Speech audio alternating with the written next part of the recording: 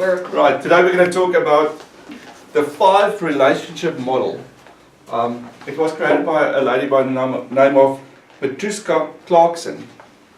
Now, I'm very fascinated by this person, this Petruska. You can go online and actually read about her. She was born in 1948 in Pretoria, South Africa, and she died in 2006 in Amsterdam by suicide. Now, can you repeat that last sentence again, please? She died Okay, that's in what 2006. I thought. Okay, that's Okay. what I thought. She committed suicide, but it's if you even read her suicide note is on the internet. You can Wow. read that, and it's quite interesting what she says there. She Okay. talks about, she created this model, and she worked a lot of her work was actually in Gestalt. So she was one of the groundbreaking people in Gestalt. Her dying wish, or she didn't leave a will, but her last thing that she wrote was that remember me by continue using what I did in helping people. So she said that's how people will remember her, by continuing the work that she did. So you can read about it on the internet. I did put on a few references on the material, which you guys can go to and just talk about. Now, the thing that she's well known for is the 5 relationship model. And we use it a lot in our counseling. We're actually not really aware of it. So the first thing is the working alliance. You've all heard about the working alliance? No, never. Never heard about the working No. alliance? Never. Never, ever. Never ever. Okay, the working alliance is an agreement between you and your client. Remember PRAC 1. Talk about with our client, we say, hello, this is my name, Yeah. this is what we're going to do. We might end up having 6 sessions. A session will be an hour long. It's going to cost so much. Yeah. That's part of the working alliance. Okay.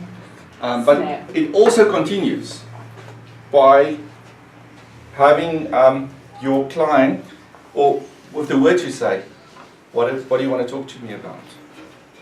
Okay? That's part of the working alliance, where you say, what do you want to talk to me about? That is creating a space or an environment for your client to bring to the table what they want to discuss. So that's the working alliance. It's part of every counseling session that we do. It's also very, very important. If you have a bad working alliance, your counseling session will end up being quite bad. If you and your client don't really set the boundaries in the beginning, if your client doesn't know what's going to happen, if they keep on wondering what sort of therapy are you going to do with me, if they don't feel safe, it's not going to happen. So it's important for us to have a good working alliance from the start. Remember PRAC 1. Always remember PRAC 1. Where you start with your client and you say, hello, this is my name. If you're lucky, you had a good client, you didn't have Brad, whose dog just died. Remember that guy whose dog died?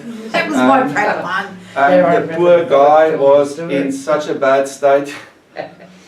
So, I haven't done track one yet. but if you talk to Brad and about the dog, and you create a safe environment, he starts talking about how lonely he really is. The fact that he works all night till about 12 o'clock. He's got no friends, he's got no family because he's upset with his parents, he hasn't talked to them in years. And that's how we build on our thing. But it starts with a good working alliance. If you get Brad, and you start by saying to Brad, sorry to hear that your dog died. Did you ever think of getting a new one? You will lose Brad there and then, and the working alliance will crumble because he will not open up. Okay, so because he's not there to be fixed. He's there because he's got an issue. And it's not the dog. And it's not the dog. The issue is not the dog. The dog is bored of If you don't pass prac 1, your second prac will be Matt, whose cat just died. Oh, thank God. So be prepared for that one and make sure that your working alliance is set from the beginning. The second thing that Clarkson talks about is the transference, counter-transference. Now this is a very important thing. Transference and counter-transference. I think we've mentioned that before. Okay? Transference is, let me explain to you how a basic thing is. You met someone for the first time. And there's just something that person says that you don't like that guy at all. He didn't do anything wrong, he didn't do anything to you. It might be the shirt that he's wearing. It can be anything. Transference is, in your brain, something clicks about some experience you had in the past, which you link to this person. What if it's a gut feeling? That's part of that, it comes from you. We're talking transference now. Yeah. We're not at gut yet. Transference is that feeling, that But wouldn't that be the gut feeling? part of it. Transference, yeah. Part of it. It's like there's a link between the two. But the big thing in transference is it's something that happened in the past to you. It's some experience that you had in the past. And it comes up. And as counselors, you need to be aware of transference. Because your clients will bring things to the counseling room and something they say will trigger something in the past. And it's important for you to, first of all, the use of self, the way you act, your body language, do not show that to the client. If the client brings something that you're struggling with or struggled with in the past, then don't show your client. And don't mention it. Don't say, I'm struggling with the same thing. Okay? Make sure that you deal with your transferences. Yeah. Then counter-transference is again something that the client picks up from you. Let's say we've got a man that's the counselor, and this lady comes and she speaks to him. But this lady have issues with her father. Dad never listened to her. Dad ignored her. Now she's speaking to a man, and he's actually listening to her. He's actually doing the things that she would have liked her father to do. And the transference thing happens there, where she starts to see this person as the father figure, as the authority figure, as the person that she really, really wants in her life. Okay? Counter-transference happens for the client. He sits there, maybe he's in a relationship at home, he's not getting acknowledgement for who he is, he's not valued at home. This client comes and she values him. He counter-transfers to her, I really like this valuing, I really like the place or the position that you're putting me in. That's transference, counter-transference happening. Okay. That's why it's really, really important for you as a counselor to be aware of this, be aware of your transference and counter-transference. That's one of the reasons why we have people that get into extramarital affairs in the counseling room, because of this transference and counter-transference happening. Want to value someone, want to appreciate someone, and someone else feeling, I want to be valued. And that's the issue that can. So be aware of your transference and your counter-transference that's happening in the room. Even small issues, even child issues. Be aware of it. And if there are issues that you're dealing with or haven't dealt with in the past, it's important to go and see someone. It's important to have a supervisor which you go and see and say, I dealt with this client, this issue came up, can we discuss it?